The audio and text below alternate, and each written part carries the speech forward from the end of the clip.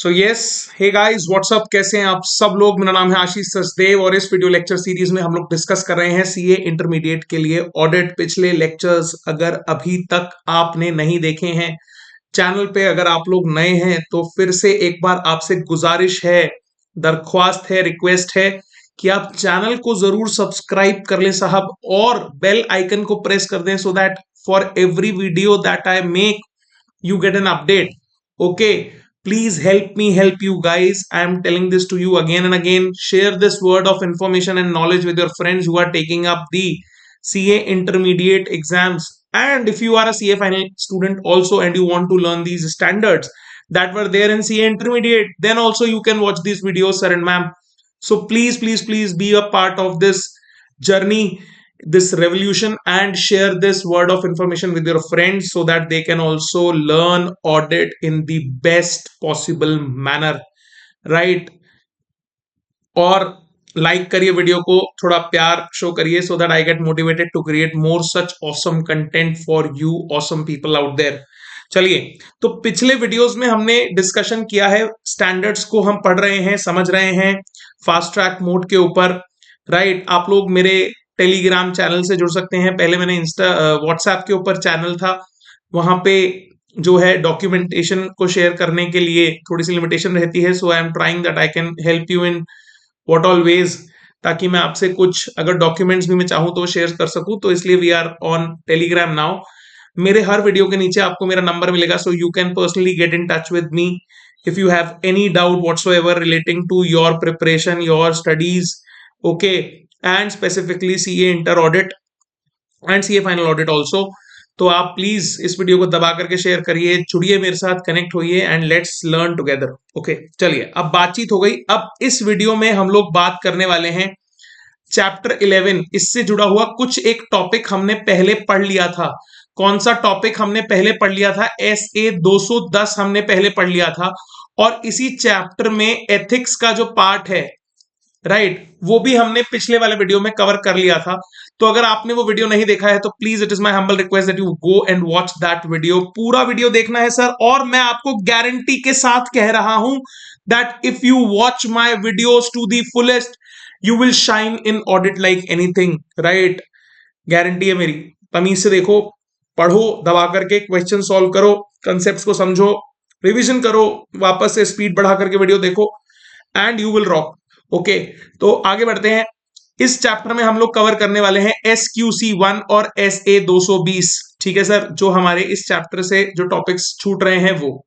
अब सबसे पहले SQC 1 की हम यहां पे बात करते हैं। बहुत ही लंबा चौड़ा नाम है, और जैसे ही लंबा चौड़ा नाम है उससे बहुत सारी चीजें समझ में आती हैं। क्या नाम है? नाम है क्वालिटी कंट्रोल फॉर फर्म्स। यानी यहीं से समझ में आ जाता है कि ये जो स्टैंडर्ड है ये किस पे लागू होगा? फर्म्स के ऊपर लागू होगा। क्या ये ऑडिट के ऊपर लागू होगा? सर, फर्म्स तो सब करती हैं, ऑडिट भी करती हैं, तो ये ऑडिट के ऊपर भी लागू होगा। ठीक है, और फर्म्स क्या क्या करती हैं उन सब के ऊपर लागू होगा। बैटरी जरा मेरी कमजोर हो रही है, लेट मी चेक, एक second, I will be back. Okay,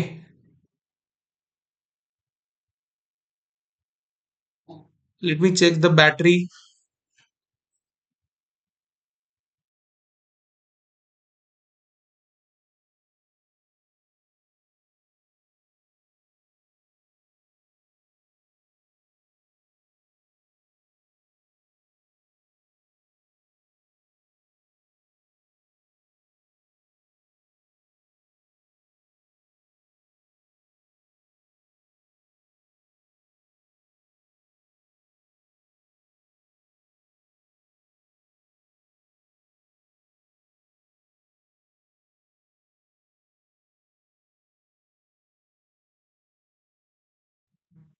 Yes guys, so the battery is back and I'm also back, right? So ये किस पे लागू होगा सर? सर, ये लागू होगा फर्म्स के ऊपर। ओके, फर्म क्या क्या करती है सर? फर्म ऑडिट भी करती है, तो that perform audit. Firm audit के साथ रिव्यू भी करती है, और ये ऑडिट और रिव्यू किसका होता है? अगर आपने पहला वाला रिवीजन लेक्चर अच्छे से पढ़ा है तो आपको समझ में आ जाएगा। ये होता है हिस्टोरिकल फाइनेंशियल इंफॉर्मेशन का। And other assurance related services, जिसके ऊपर क्या लागू होते हैं, SAE, राइट, उसके ऊपर भी उसकी क्वालिटी कंट्रोल का काम भी कौन करेगा, सर यही वाला स्टैंडर्ड करेगा। समझो आप इस बात को, ऑडिट पे लगेगा, रिव्यू पे लगेगा। ऑडिट और रिव्यू हम किसका करते हैं, सर जिसपे जो कि हिस्टोरिकल फाइनेंशियल इंफॉर्मेशन से जुड़ी हुई चीजें होती हैं उनका ऑडिट और रिव्यू होता है, राइट। फिर और अश्योरेंस सर्विसेज हम लोग देते हैं, हाँ देते हैं, उसके ऊपर क्या लगता है, उसके ऊपर SAE लगता है, ठीक है ना।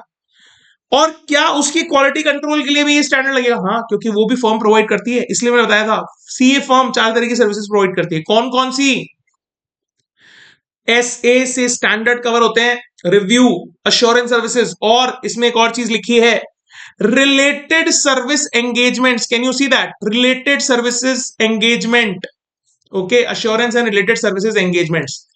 तो उनके क्वालिटी कंट्रोल जो फर्म्स प्रोवाइड कर रही हैं ये सर्विसेज, उसको कौन देखता है, सर उसकी बातचीत होती है SQC1 में।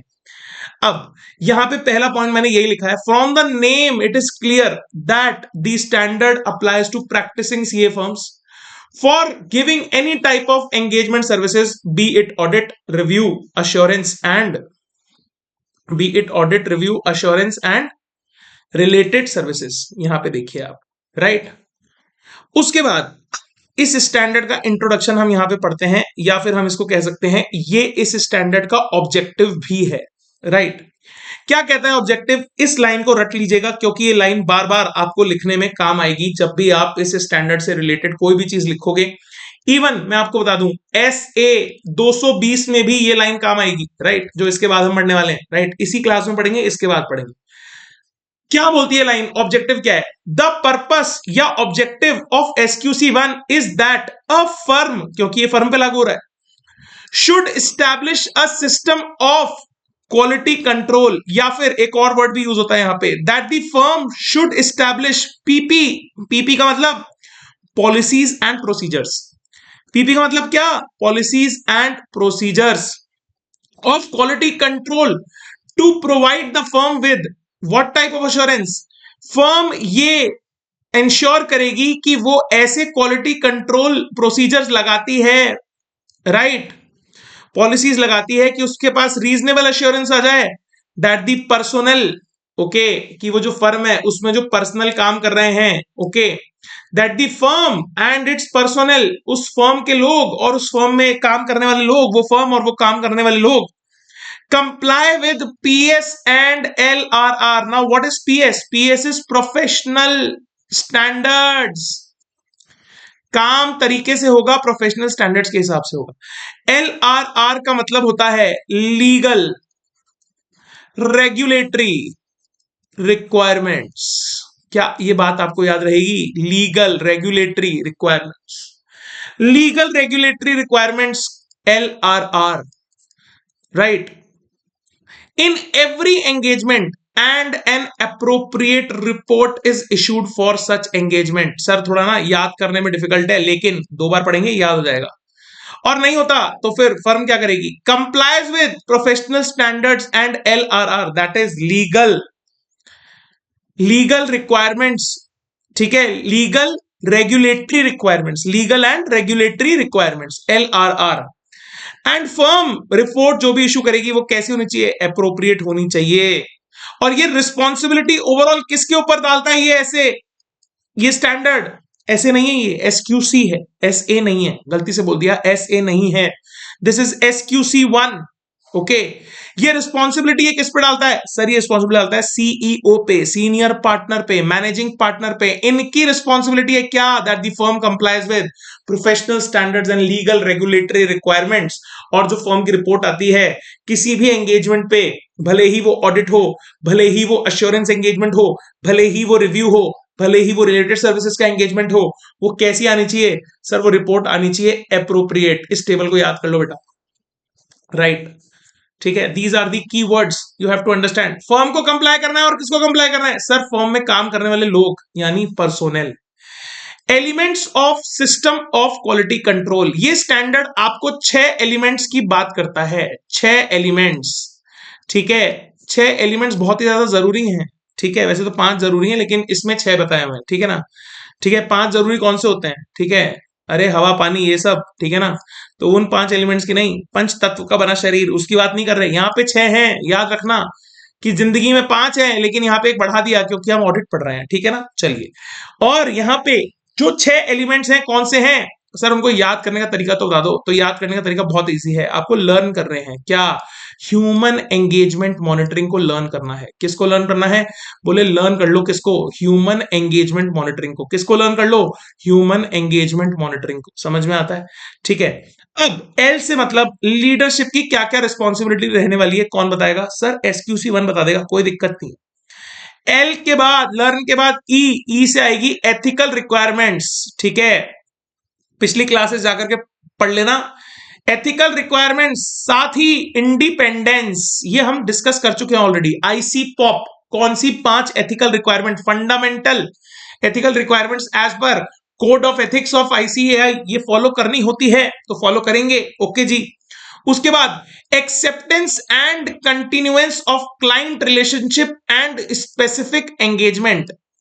भैया अगर आप क्लाइंट को सर्विसेज देते हो तो आप इंश्योर करो कि आपकी क्वालिटी ऑफ सर्विसेज जो है वो मेंटेन रहे, आपका रिलेशन क्लाइंट के साथ मेंटेन रहे, राइट।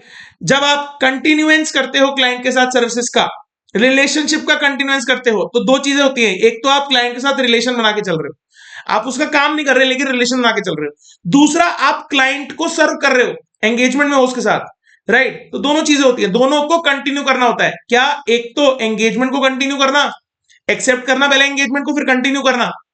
एक्सेप्ट कब करेंगे, नया एंगेजमेंट आया तो एक्सेप्ट करेंगे।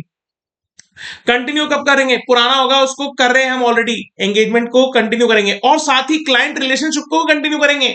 तो ये भी कौन सिखाता है, बोले क्वालिटी कंट्रोल स्टैंडर्ड सिखाता है, ठीक है, SQC1, ओके। एक ही स्टैंडर्ड है क्वालिटी कंट्रोल के ऊपर, SQC1, ठीक है ना। चलिए कोई बात नहीं, आगे बढ़ते हैं। यहां पे ह्यूमन रिसोर्सेज की भी बात होती है, तो लर्न का ह्यूमन जो है, ठीक है, LEARN, ठीक है ना, ये लर्न यहां पे खत्म हो जाता है LEA में, और उसके बाद ह्यूमन एंगेजमेंट मॉनिटरिंग, तो ह्यूमन से आता है ह्यूमन रिसोर्सेज, राइट। तो ह्यूमन रिसोर्सेज से रिलेटेड जो भी चीजें होंगी वो भी कौन बताएगा हमारे को, SQC1 बताएगा, रिलेटिंग टू क्वालिटी कंट्रोल बताएगा।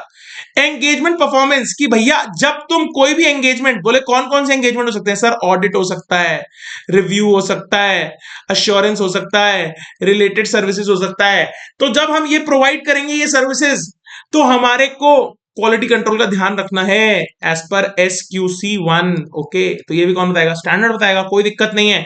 साथ ही क्योंकि क्वालिटी को मेंटेन करना है तो एक बार से तो काम चलेगा नहीं, उसकी कंटिन्यूअस क्या होनी चाहिए सर, मॉनिटरिंग होनी चाहिए, ठीक है।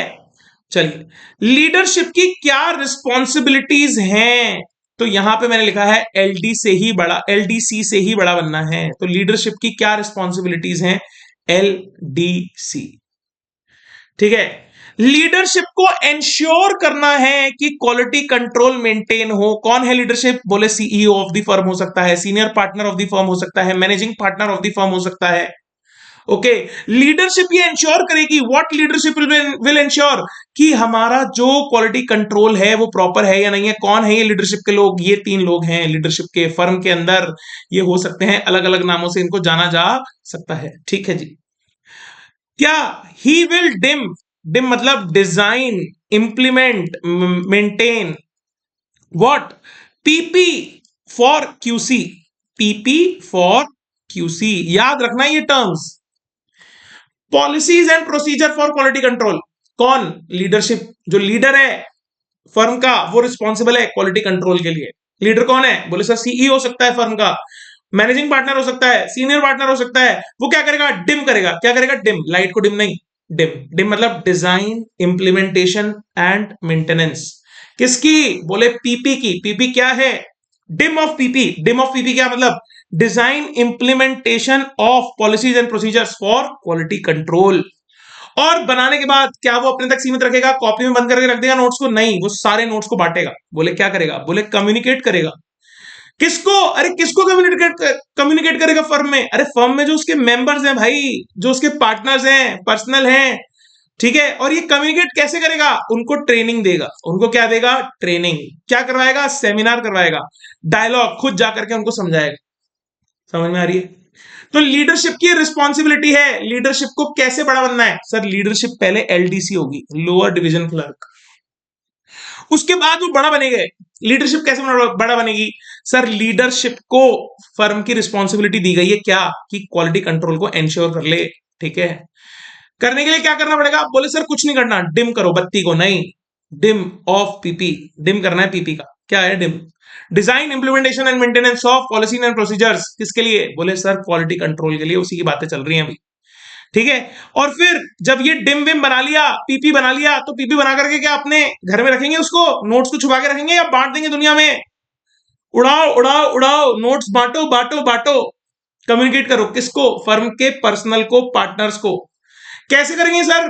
फर्रे बना बना के उड़ा देंगे, टेलीग्राम ग्रुप में जोड़ेंगे? नहीं, कैसे करेंगे? बोले सर ट्रेनिंग देंगे। टेलीग्राम ग्रुप मतलब टी से ट्रेनिंग। ठीक है, सेमिनार में बुलाएंगे, डायलॉग करेंगे, उनसे बात करेंगे, टेलीफोन करके बुला करके मीटिंग करेंगे। ठीक है ना? ओके, समझ में आता है? ओके सर, ठीक है। लीडरशिप तो ये काम करेगी। उसके बाद आती है ethical requirements with independence, IC pop. Firm को ये इंश्योर करना है कि पीपी जो है, पॉलिसीज एंड प्रोसीजर्स जो हैं, वो फर्म को ये रीजनेबल अश्योरेंस प्रोवाइड कर दें कि जो फर्म है और उसके पर्सनल जो है, ठीक है, यानी पार्टनर जो हैं, वो code of ethics by ICAI along with independence को फॉलो करते हैं या नहीं। उसके लिए फर्म को एक सिस्टम एस्टेब्लिश करना है और एंश्योर करना है that policies and procedures are properly maintained for what, so that the ethical requirements are fulfilled along with independence. The code establishes fundamental principles for professional ethics that are ICPOP. We have already covered in essay 200 and ethics portion in the previous lecture, so you can go and check it out. Okay, I would request that you should watch the essay 200 वाला lecture and then you should watch the ethics वाला part. ठीक है, essay 210 भी उसके बाद ही है, और इसी सीक्वेंस में, जिस सीक्वेंस में पढ़ा रहा हूं ना, तमीज से उसी सीक्वेंस में पढ़ते जाओ। मैं कहूंगा बल्ले बल्ले हो जाएगी। आगे बढ़ते हैं। The firms should also establish a system of PP to provide it with reasonable assurance that the firm and its personnel observe independence. बोले केवल केवल केवल केवल कोड ऑफ एथिक्स इंपॉर्टेंट नहीं है सर, इंडिपेंडेंस भी जो है इंपॉर्टेंट है। तो दोनों को साथ में भी लिखा है, अलग अलग भी लिखा है, तो इंडिपेंडेंस ज्यादा इंपॉर्टेंट है। ठीक है, so there should be PP यानी पॉलिसीज एंड प्रोसीजर्स। ठीक है, शॉर्ट फॉर्म याद रखने। To identify the possible threats to independence, कि हम जो एंगेजमेंट कर रहे हैं, क्या हमारे उसके अंदर थ्रेट है क्या इंडिपेंडेंस का? क्या क्या थ्रेट्स होते हैं सर? मैंने पढ़ाया है, पीछे जाकर के पढ़ लेना। थ्रेट्स टू इंडिपेंडेंस एथिक्स वाले पोर्शन में आपका कवर है। सेल्फ रिव्यू का थ्रेट हो सकता है, ठीक है, सेल्फ इंटरेस्ट का थ्रेट हो सकता है, बहुत सारे और थ्रेट्स हो सकते हैं। आप जाकर के पढ़िए, मैं आपको इसलिए यहाँ पे रिवाइज नहीं करा रहा, मैं चाहता हूं आप जाकर के रिवाइज करके आए और मेरे को बताएं नीचे कमेंट में क्या क्या थ्रेट्स हो सकते हैं इंडिपेंडेंस को। ठीक है, तो आपको वहां पे याद करने के लिए मैंने कुछ बोला था, सफाई याद आ रहा है? ठीक है, जिसको नहीं याद जाकर के पढ़ लो। फेमिलियरिटी का थ्रेट हो सकता है, बहुत सारे और थ्रेट है, 5 पॉइंट है उसमें, 5-6 पॉइंट है, वो पॉइंट आपको याद रखने हैं। मेरी बात समझ में आ रही है? ठीक है, तो आइडेंटिफाई करने पॉलिसीज एंड प्रोसीजर होने चाहिए that will identify the threats to independence. If threats exist then steps taken to eliminate those threats. ठीक है, वो स्टेप्स कौन से हैं? मैंने आपको बताया था, दिया जलाना है। बोले दिया क्या होता है? ये भी हमने एथिक्स के पोर्शन में पढ़े हैं। क्वेश्चन आता है सर डायरेक्ट, दिया जलाना है। दिया का मतलब होता है डेसिस्ट करना है, एलिमिनेट करना है, अप्लाई सेफगार्ड करना है। ये 3 पॉइंट याद रखना। डेसिस्ट मतलब मना कर दो, साफ। एलिमिनेट मतलब अगर कोई ऐसी चीजें हैं जो हमारी इंडिपेंडेंस को परेशान करती हैं तो उन्हें हटा दो। जैसे कि अगर आप ऑडिट करने जा रहे हो, आपका अपॉइंटमेंट हो रहा है और एक डिस्क्वालिफिकेशन है, क्या कि ऑडिटर का रिलेटिव कंपनी के शेयर एक सर्टेन अमाउंट से ऊपर नहीं होल्ड कर सकता, तो अपने रिलेटिव को बोलो कि भैया अपनी होल्डिंग को नीचे ले आ। कितने दिन में? 60 दिन में। ठीक है, तो समझिए, तो आप उसे एलिमिनेट कर रहे हो, किसको? अपने थ्रेट ऑफ इंडिपेंडेंस को। और अप्लाई अदर सेफगार्ड्स। ओके, चलिए, जो लॉ के हिसाब से हो सकते हैं, ठीक है ना, वो आपको अप्लाई करने हैं। If the auditor is still not able to eliminate the threat or manage it applying the safeguards, then the auditor should take appropriate steps, auditor नहीं एंगेजमेंट पार्टनर बोलूंगा या फर्म, यहां पे फर्म की बात हो रही है तो हम फर्म की बात करेंगे, ठीक है। मैं बार बार ऑडिटर बोल दूं फ्लो में तो आप गलत मत समझना, जहां पे ऑडिट आएगा मैं वहां पे ऑडिटर बोल दूंगा, आपको बता दूंगा, लेकिन यहां पे हम फर्म की बात करनी है। फर्म को अप्रोप्रिएट स्टेप्स लेने हैं to withdraw from such engagement, to withdraw from such engagement. समझ में आ रही है? ओके सर, ठीक है। There should be a mechanism that the engagement partner, sir engagement partner कौन है? ये वो सीए है जो उस एंगेजमेंट को, उस ऑडिट को, उस रिव्यू को, उस अश्योरेंस को, उस रिलेटेड सर्विसेज को सुपरवाइज कर रहा है, देख रहा है, ठीक है। एंगेजमेंट पार्टनर जो है it's he should promptly notify the firm about any threat to independence with a client, okay, relating to himself और एनी क्लाइंट पर्सनल या फर्म पर्सनल। उसकी टीम में कोई व्यक्ति है, उससे रिलेटेड कोई इंडिपेंडेंस को खतरा होता है, तो हमारा जो ये एंगेजमेंट पार्टनर है ये तुरंत एक ऐसा मैकेनिज्म होना चाहिए कि हम प्रॉम्प्टली बता पाएं और उसके ऊपर एक्शन लिया जा सके टू एलिमिनेट या to remove that threat to independence, a safeguard can be taken, okay, दिया जलाया जा सके, okay. The firm should take an annual declaration, ये सारे पॉइंट इंपॉर्टेंट है, याद कर लेना इनको, ज्यादा नहीं है, ठीक है। एनुअल डिक्लेरेशन लेना है फर्म को, क्या? इंडिपेंडेंस से related from all the personal, की हम जो भी हमारे क्लाइंट्स हैं उनको जब भी हम सर्व करते हैं, ठीक है, तो हमारा उनसे कोई वास्ता नहीं है, ठीक है, हमारी इंडिपेंडेंस इंपैक्ट नहीं होती। इंडिपेंडेंस दो तरह की होती है, independence of appearance and independence of mind, मैंने दोनों बहुत अच्छे समझाया है, जाकर के पढ़ लो। उसके बाद acceptance and continuance of client relationship and specific engagement. Acceptance किसके लिए होता है? मैंने बताया था नए क्लाइंट के लिए। एक्सेप्टेंस एक और चीज के लिए भी हो सकता है, बोले क्या? बोले पुराना क्लाइंट है लेकिन नया काम लेके आया है तो भी तो एक्सेप्टेंस होगा, हाँ होगा। कंटिन्यूएंस किसके लिए? एग्जिस्टिंग क्लाइंट्स के लिए हो सकता है।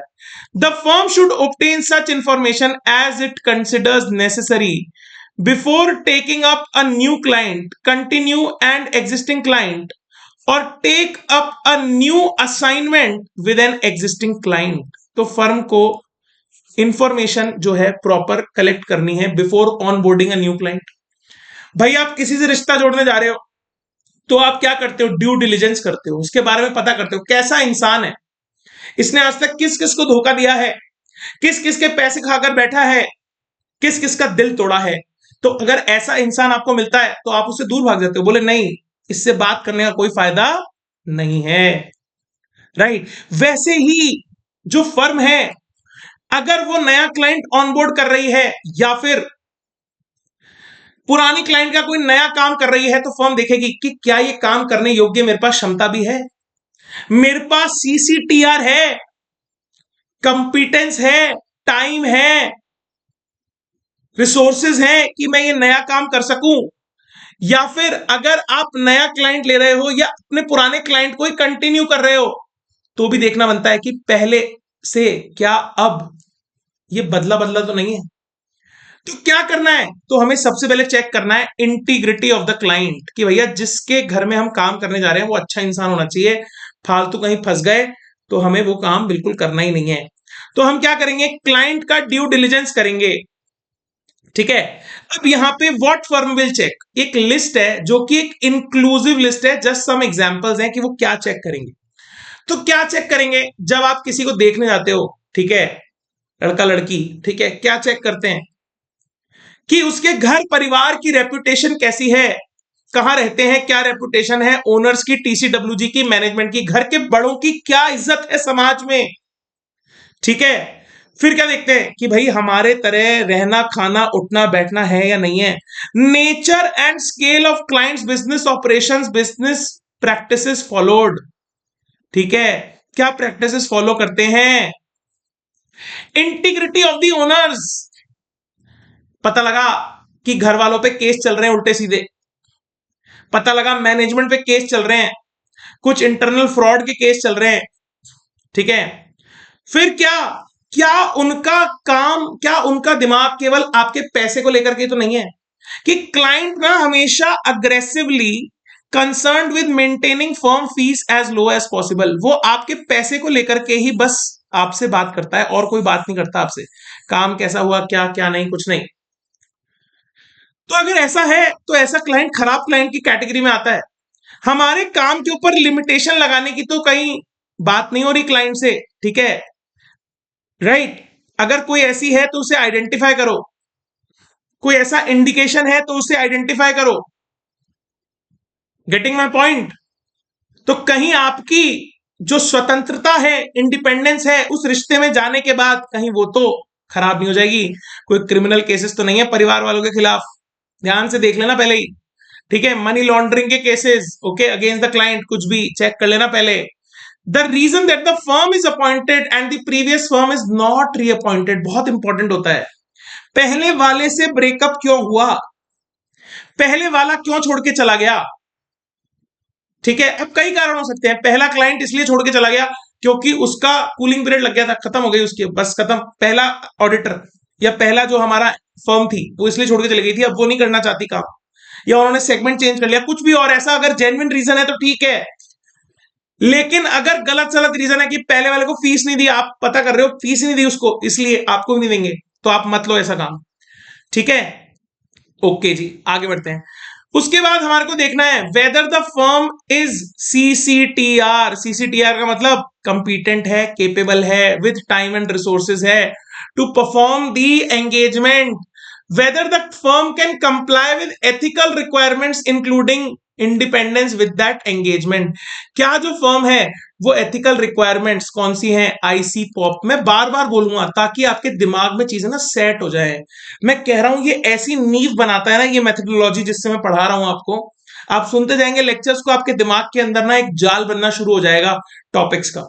और जब ये जाल बनेगा और जब एग्जाम में क्वेश्चन आएगा then you will be easily able to identify. सबसे बड़ी प्रॉब्लम है सर ऑडिट के अंदर क्वेश्चन आइडेंटिफिकेशन की। The method with which these lectures are prepared, these notes are prepared, the way, the flow of topics, it is going to definitely build a bridge in your mind, in your brain, so that you can link the topics with that bridge. Okay, okay.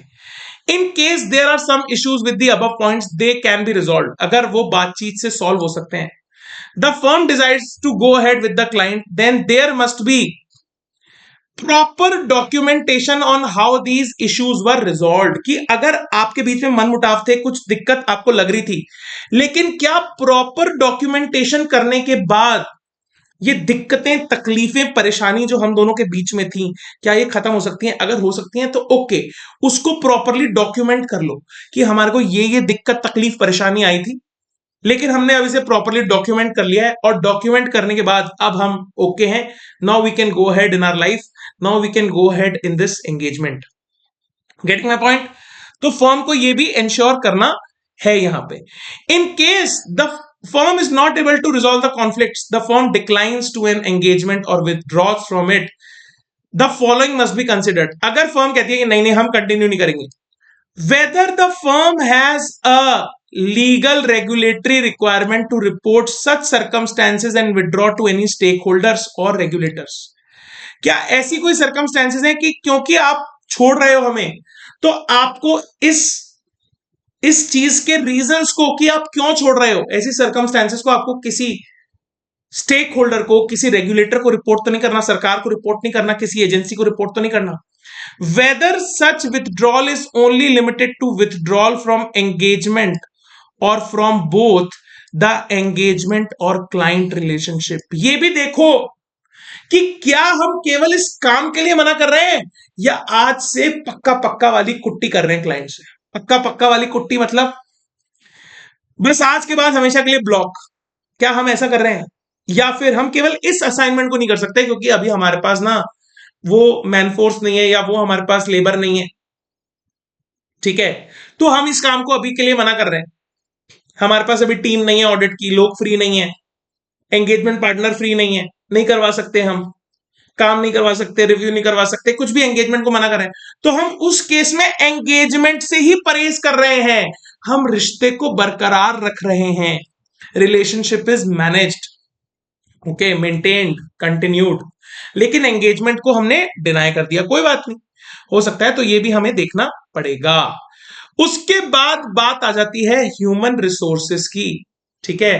तो learn human engagement monitoring, learn क्या करना है, human engagement monitoring, L से leadership, ई से ethical requirements, ए से acceptance and continuance of client relationship, और फिर human से ह्यूमन रिसोर्सेज, एंगेजमेंट से एंगेजमेंट परफॉर्मेंस, और मॉनिटरिंग।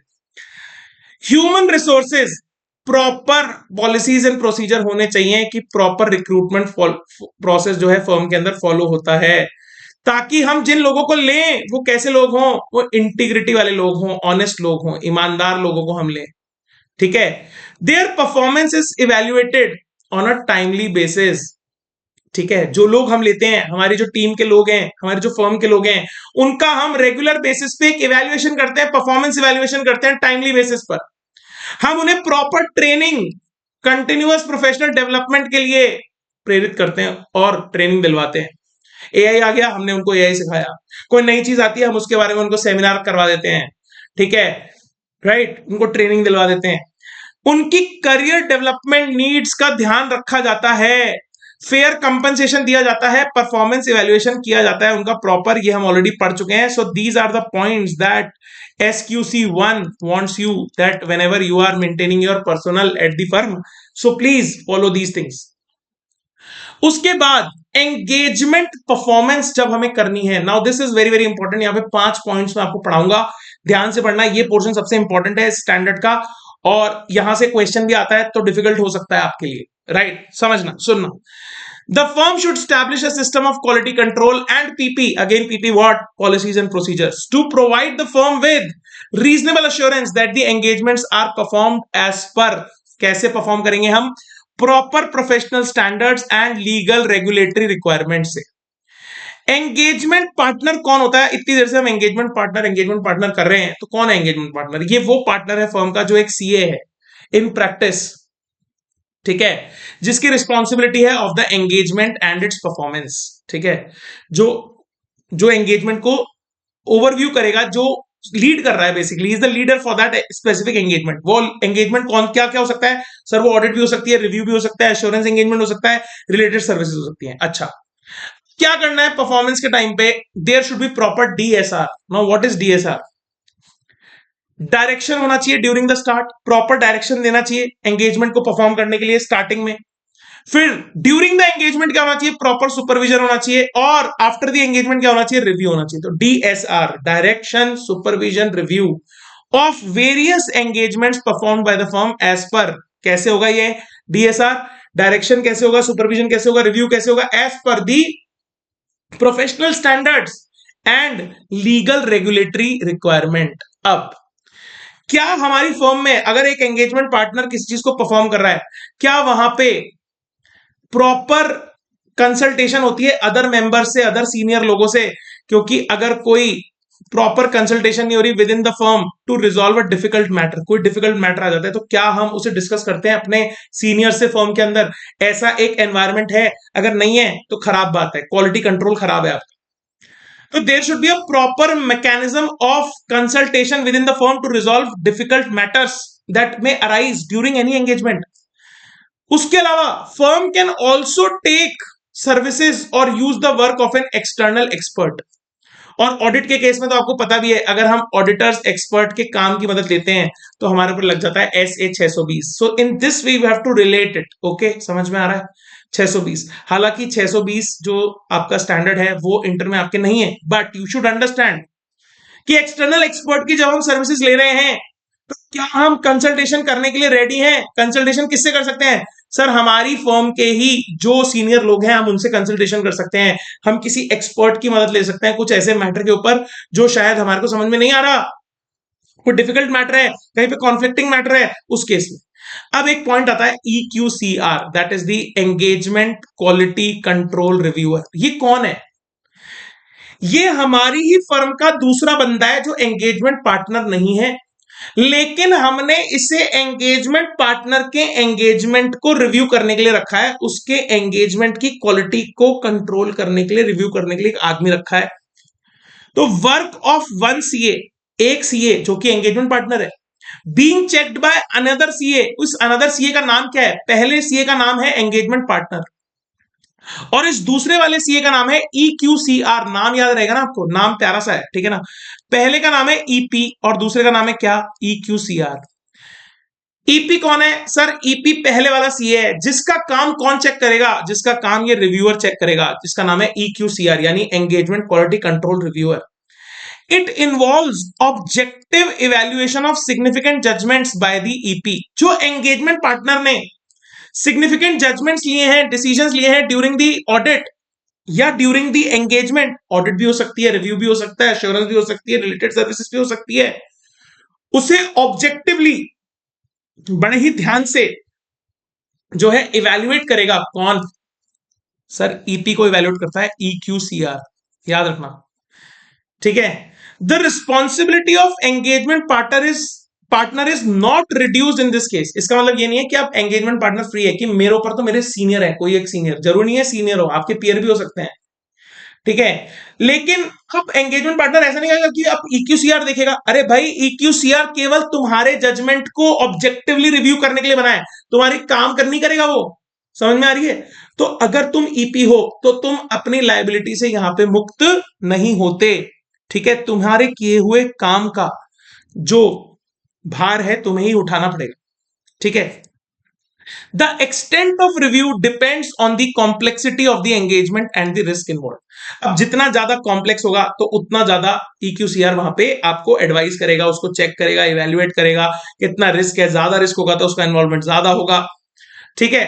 ऑडिट के केस में ये जो EQCR का जो अपॉइंटमेंट है ये मैंडेटरी होता है फॉर लिस्टेड एंटिटीज का ऑडिट। अगर आप लिस्टेड एंटिटीज का ऑडिट करते हैं, ठीक है, तो आप ध्यान रखिएगा, यहां पे ये पॉइंट मैं इसलिए स्पेसिफिकली बता रहा हूं, आप इसको यहां पे बहुत अच्छे से पढ़ लीजिए क्योंकि केस स्टडी के अंदर क्वेश्चन आएगा, फिर आप वहां पे कंफ्यूज हो गए। लिस्टेड एंटिटीज के अंदर वो भी केवल ऑडिट के लिए EQCR को मैंडेटरली अपॉइंट करना जरूरी है, ओके। जो हमारे ईपी के काम को रिव्यू करेगा फर्म के अंदर बैठकर ही करेगा, ठीक है। ये ऑडिट नहीं करेगा, ध्यान रखना। ये एंगेजमेंट पार्टनर ऑडिट नहीं कर रहा होगा वहां पे लिस्टेड एंटिटी की। ये जो हमारा एंगेजमेंट पार्टनर ऑडिट कर रहा है लिस्टेड एंटिटी की, उसके काम को रिव्यू कर रहा है। लेकिन अदर एंगेजमेंट्स के लिए इट इज डिस्क्रिशनरी। डिस्क्रिशनरी मतलब मेरी मर्जी, फर्म की मर्जी। फर्म की मर्जी होगी तो वो एंगेजमेंट क्वालिटी कंट्रोल रिव्यूअर को पॉइंट करेंगे, नहीं होगी तो नहीं करेंगे। मर्जी, मेरी मर्जी, मैं गाना गाऊं या ना गाऊं, मेरी मर्जी। मैं EQCR को अपॉइंट करूं या नहीं करूं, रिव्यू कर रहा हूं, मेरी मर्जी, नहीं करूंगा। मैं अश्योरेंस दे रहा हूं, क्या करूं, नहीं करूंगा, मेरी मर्जी, मैं जैसा मर्जी मेरी, मैं वैसा करूंगा। डिस्क्रिशनरी है, किसका? फर्म का डिस्क्रिशन है, फर्म का। फर्म का डिस्क्रिशन मतलब लीडरशिप का डिस्क्रिशन। फर्म की लीडरशिप में कौन आता है? अभी बताया था, senior partner, CEO, managing partner, ऐसे लोग। ध्यान रखना ये बातें, ठीक है। चलिए आगे बढ़ते हैं। अच्छा जी, अब EQCR से हमने डिस्कशन कर लिया, डिफिकल्ट मैटर भी डिस्कस कर लिए, कंसल्टेशन तो हम लेते ही रहते हैं। लेकिन अब सर यहां पे ना डिफिकल्ट मैटर तो था, लेकिन अब ना एक पंगा और हो गया। पंगा ये हो गया कि यहां पे आ गया डिफरेंस ऑफ ओपिनियन। क्या आ गया बेटा? Difference of opinion. अब जब ये डिफरेंस ऑफ ओपिनियन आया मेरे सामने तो क्या करूं, ठीक है। तो उस केस में आगे मत बढ़ना जब तक अपने बीच की इस समस्या को तुम सॉल्व ना कर लो। So the audit report to such matter या any report, review report, assurance report, related services report to such matter, it can not be issued till the matter is not resolve. जब तक ये मामला resolve नहीं होगा तब तक चुपचाप इसको रिजॉल्व करो घर में बैठ करके शांति से।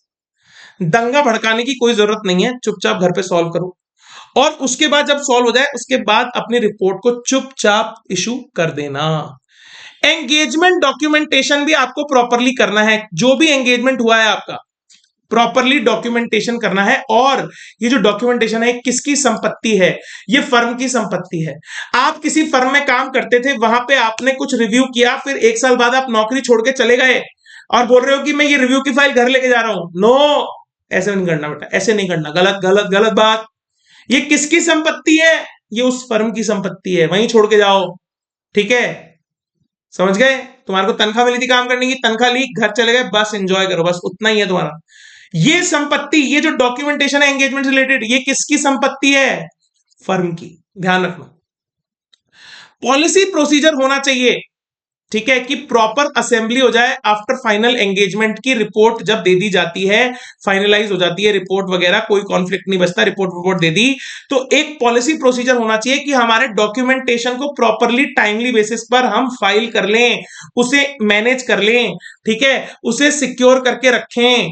और ऑडिट के केस में ये कितने दिन में पूरा हो जाना चाहिए? 60 दिन के अंदर from the date of audit report. Okay, उसके बाद PP should be there to maintain CISAR of ED.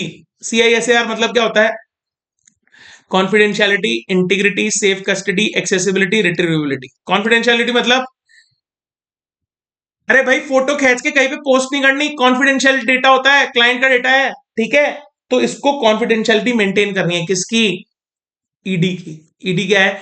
Engagement documentation, ठीक है। इंटीग्रिटी मेंटेन करनी है प्रॉपरली, जो सारे कागज है उनमें से कुछ भी तथ्य इधर उधर नहीं करने, ओके, जैसा है वैसा, इंटीग्रिटी, ऑनेस्टली उनको प्रॉपरली आप फाइल करो, समेट के रखो। सेफ कस्टडी में रखो, ऐसी जगह पे रखो जहां पे वो सुरक्षित रहें, और ऐसी जगह पे रखो जहां पे जब काम पड़े तो हम उन्हें ढूंढ सकें, एक्सेस कर सकें।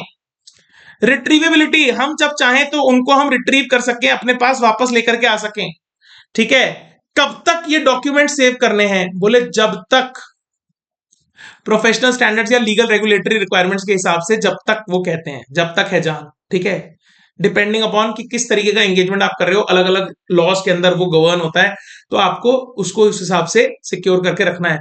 ऑडिट के केस में 7 साल तक एटलीस्ट, जन्म जन्म का साथ नहीं है ये, 7 साल का साथ है बस, 7 साल खत्म, आपकी लायबिलिटी खत्म। ऑडिट डॉक्यूमेंटेशन, ऑडिट का जो एंगेजमेंट डॉक्यूमेंटेशन है, it must be retained for a period of not less than 7 years, तो 7 साल तक तो आपको करना ही पड़ेगा, ठीक है। तो 7 से 8 साल मोटा मोटी होता है, ठीक है, तो 7 से 8 साल के अंदर आप ये डॉक्यूमेंटेशन। लेकिन अगर मान लो आप कोई एंगेजमेंट दूसरा कर रहे हो, ऑडिट नहीं कर रहे, कुछ दूसरा एंगेजमेंट कर रहे हो, और वो किसी लीगल रिक्वायरमेंट के अंदर मान लो वो कहते हैं कि आपको इसकी डॉक्यूमेंटेशन 15 साल तक संभाल के रखनी है, तो फिर रखनी पड़ेगी, ठीक है, depends, okay, just example that I am giving you, okay.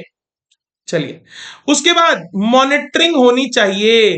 Firm should establish PP two ensure that the system of QC is relevant, adequate and operating effectively. इसकी मॉनिटरिंग, इसकी रेगुलर मॉनिटरिंग करते रहो, बस दैट्स इट। तो यहां पे ये elements ही थे, SQC1 is all about these elements. कौन कौन से? लर्न, ह्यूमन एंगेजमेंट मॉनिटरिंग, याद कर लीजिए आप, ठीक है। सर अगर SQC1 इज अबाउट दिस, तो ऐसे 220 किसके लिए है? उसमें बड़ा था quality control of the firm, यहां बोल रहे हैं quality control for an audit of financial statements. वहां पे क्या था? Quality control of firm for audit. देखो पढ़ो, नाम से ही बहुत चीजें समझ में आती है। Quality control for firm that performs audit review, किसका होता है? हिस्टोरिकल फाइनेंशियल इंफॉर्मेशन का, या फिर other assurance and related services engagements, ठीक है। यहां पे हम किसकी बात कर रहे हैं? सर एस से 220 में हम बात कर रहे हैं केवल और केवल ऑडिट की। SQC1 का क्या था? कि फर्म को कंप्लाई करना है प्रोफेशनल स्टैंडर्ड से, लीगल रेगुलेटरी रिक्वायरमेंट से। ऐसे 200 बोलता है ऑडिटर को या एंगेजमेंट पार्टनर को कंप्लाई करना है किससे? प्रोफेशनल स्टैंडर्ड से या फिर लीगल रेगुलेटरी रिक्वायरमेंट से। SQC1 बोलता था कि फर्म जो है वो रिपोर्ट करेगी एप्रोप्रिएट रिपोर्ट देनी पड़ेगी। ऐसे 200 बोलता है, 220 बोलता है ऑडिटर या ईपी एंगेजमेंट पार्टनर देगा रिपोर्ट अप्रोप्रिएट। रिस्पॉन्सिबिलिटी यहां पे किसकी थी? सीईओ की, सीनियर पार्टनर की, मैनेजिंग पार्टनर की। यहां पे किसकी रिस्पॉन्सिबिलिटी है? ठीक है, यहां पे किसकी रिस्पॉन्सिबिलिटी है?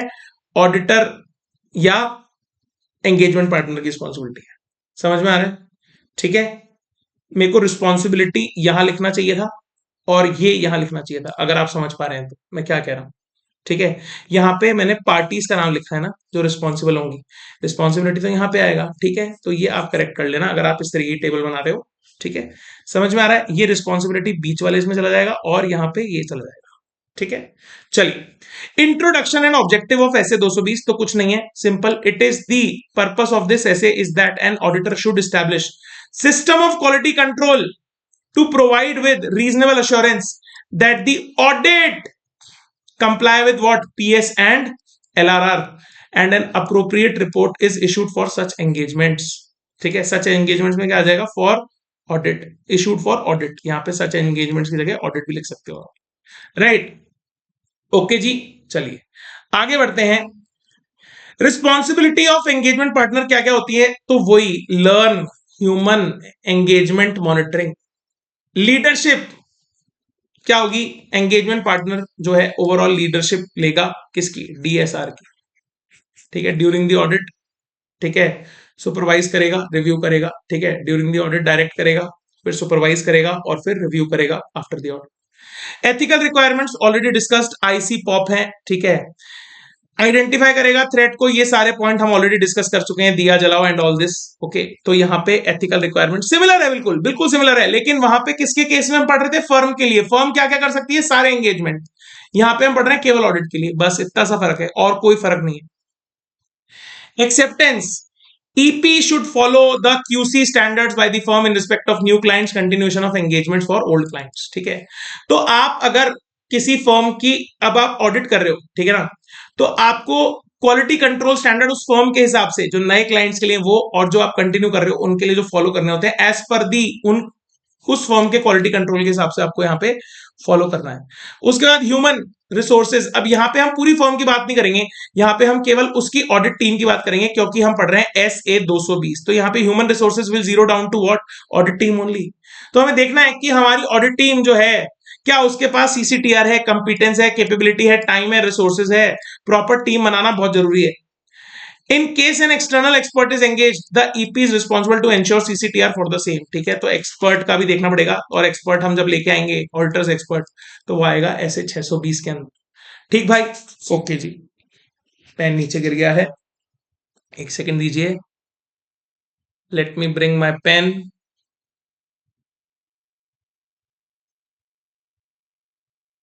ओके जी, एंगेजमेंट परफॉर्मेंस कैसे करनी है? तो सर डीएसआर करना है ऑडिट एंगेजमेंट का। डीएसआर मतलब मैंने आपको बता दिया, डायरेक्शन, सुपरविजन एंड रिव्यू। सब इंपॉर्टेंट पॉइंट्स क्या है? लिस्टेड एंटिटी के केस में वी हैव ऑलरेडी डिस्कस्ड।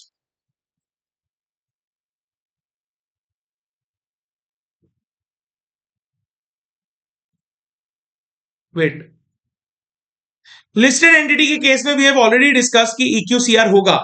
ठीक है, discuss the significant matters and professional judgment with EQCR। ठीक है, और अगर EQCR नहीं होता तो भी कंसल्टेशन तो हमारे को करनी होती है। ठीक है, तो ये आप लिख सकते हैं। Note not date the audit report, not date the audit report before completion of EQC review by EQCR।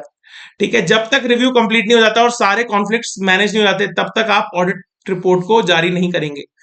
Follow firms applicable policies and procedures and quality control for resolving conflicts or differences of opinion in an audit engagement। और कहीं पे अगर consultation की जरूरत पड़ती है, ठीक है, तो वो भी आपको ले लेना चाहिए, right? As per the PP of the firm, as per the PP of the firm for QC। ठीक है, तो समझ में आता है आपको ये सारी बातें? जी हाँ, चलिए आगे बढ़ते हैं। मॉनिटरिंग, EP भी प्रॉपर मॉनिटरिंग करेगा as per the firms established policies and principle. ठीक है, कि the audit is conducted as per the principles governing an audit.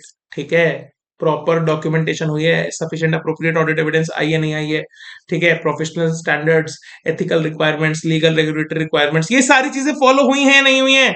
So with this we come to an end to these two amazing interesting standards, SQC1 and SA 220।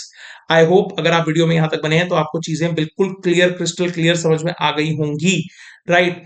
Please share this word of information with your friends. I am telling you, आपको इस पूरी playlist में सारे videos मिलेंगे slowly gradually. I am putting one video every day so that you can easily revise that. बाकी भी subjects आप पढ़ते रहिए, साथ के साथ इनको रिवाइज करते रहिए, जो रिवाइज किया है उसके क्वेश्चंस करते रहिए, you will B through. And I am telling you, you will shine in audit.